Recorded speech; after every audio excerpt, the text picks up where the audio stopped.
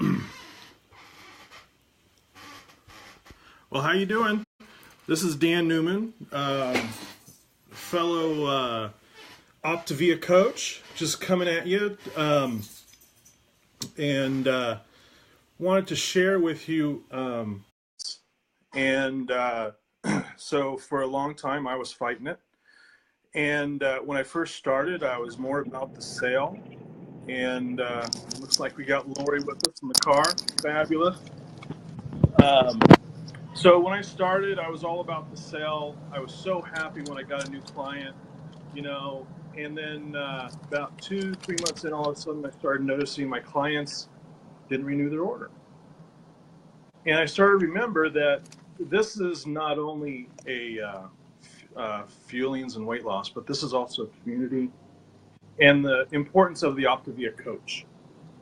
So what does that look like? For me, I decided I would do my weekly check-ins like Brad and Lori said I should do, connect with my client, develop the relationship, because this is a relationship business, right? This is not a weight loss business. So I started working on that, and I put a reminder app on my phone, and it didn't work. I spent a lot of time, I was calling throughout the week. I was very unorganized. I didn't have spaces to write my notes. And when you get up to a certain number of clients, you just can't keep it in your head anymore. So I reached out with Lori and Brad, and they said, Dan, you got to develop a system. And so Brad talked about, and Lori both said they pick a day of the week where they go through and they call all their clients. And so I looked at my calendar, and I said, okay, that's Tuesday night.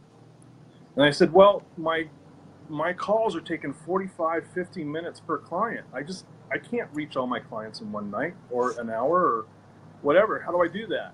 And they said, well, they gave me the steps. So here's what they are. What I do is when I call them, I say, I only want to take a couple minutes of your time. First thing that does is that sets the stage. This is not going to be a long call. This is going to be a short call. Just want to check in.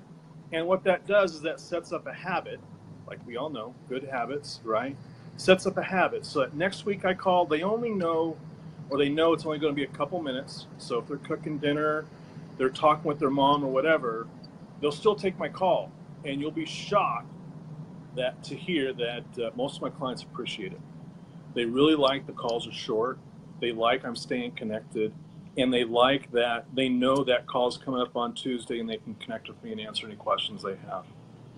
The one thing I've told you, or I can tell you, is my clients are staying longer. They're making more reorders. And I truly feel connected with my clients, which is an awesome thing, as we all know. Of course, another part of the system is that I didn't want to make the call boring.